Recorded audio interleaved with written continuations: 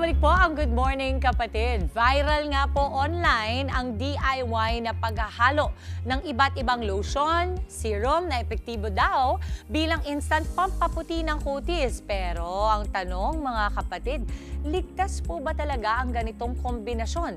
At may ebidensya ba na tunay itong nakakapagpaputi nang walang side effect? Nako, alamin po natin yan. Makinig po tayo ng maigi sa ating paboritong resident morning doctor na si Doc Richard. Good morning, Doc!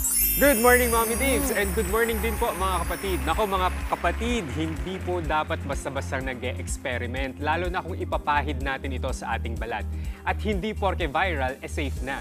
May mga sangkap dyan na hindi dapat pinagsasama at pwedeng magdulot ng allergy, pamumula, o mas malalang skin irritation. Usong-uso talaga yan ngayon, Mommy Dims. Hindi kasi tayo naman ang ginagawa natin, makita lang natin sa online, kala natin pwedeng gawin. Oo, gaya-gaya na tayo. Eto, Doc, ano bang masasabi mo doon sa TikTok trend, no? Na kung saan nagmi-mix ng iba't ibang mga lotion, serum, na sinasabi nakakapagpaputi daw ito ng balat. Ayan. So, Mommy Dims, marami talagang mga content creators ang naghahalo ngayon ng glutathione lotion, vitamin C serum, niacinamide serum. Sobrang dami at minsan pati mga peeling oil para sa instant whitening o kaya glass skin effect. So, yung ilang mga tao, nakakaranas naman sila ng temporary glow o kaya softness. Kaya akala nila ay effective na ito. Pero may mga risk talaga yan. Oo. Ang pinakatanong natin dyan talaga, Doc, ay kapag pinaghalo-halo mo ba ito, safe ba ito na mga produktong paghalu-haluin? Ayan. So, depende yan, Mommy Dims. Safe siya kapag compatible yung mga ingredients. Compatible meaning bagay sa isa't isa. Oo. Halimbawa, niacinamide tsaka hyaluronic acid, okay lang yun. So, pwede din kapag hindi nag-overlap sa skin irritation. So, halimbawa, hindi sila parehong exfoliating, okay lang yun.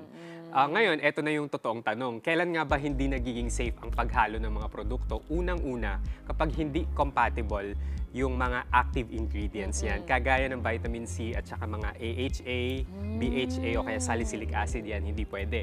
Kapag pareho silang may strong exfoliants, hindi rin yan safe.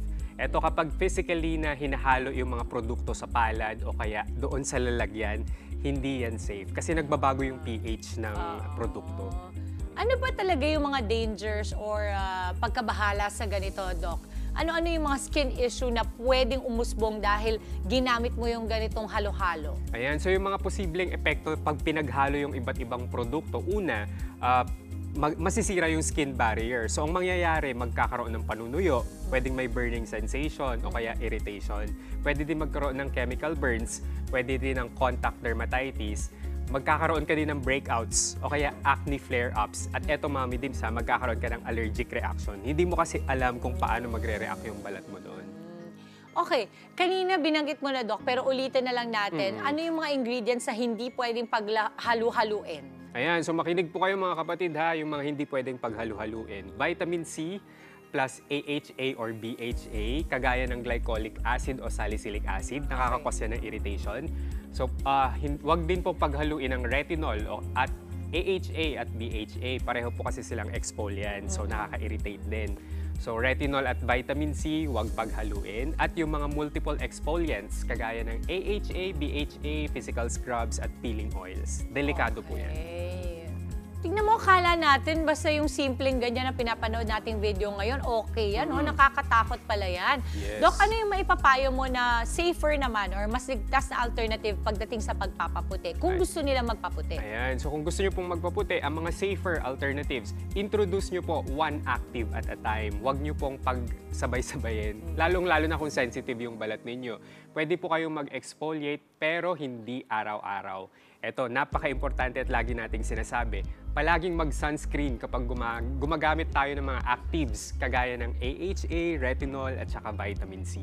Oo. Kaya Doc, di ba tama ako, yung vitamin C dati binigyan mo ko niyan. Usually yes. nilalagay yan sa gabi pag di ka nalalabas.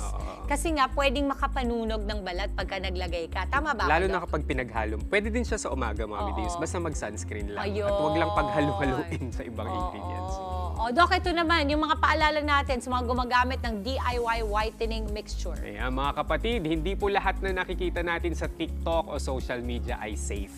Mas ligtas po, mas effective at mas skin-friendly ang formulated at pre-tested products kaysa sa DIY mixing. At saka hindi po ibig sabihin na mas maraming whitening products ay mas mabilis na epekto. Minsan, nagdudulot pa ito ng perwisyo. Tama naman. At saka ito naman ay applicable lang sa mga kapatid natin gustong pumuti. Yes. No? Oo, lalong-lalo na yung mga mahilig ng home remedy, kanya-kanyang halo-halo, delikado po yan. May mga paraan po kung paano kayo safer makakapagpaputi kung ito ang gusto ninyo. Again, maraming salamat Dr. Richard Gariasa. Abangan pa natin ang ibang pang mga health tips natin mula po kay Dr. Rich. Mga kapatid, Dimples Romana po, kumpletuhin ang inyong umaga ng mga kwentong puno ng inspirasyon. Salubungin po ang bawat araw ng may ngiti at pag-asa. Kaya't mag-subscribe na po at mag-follow na sa aming social media pages ng News 5.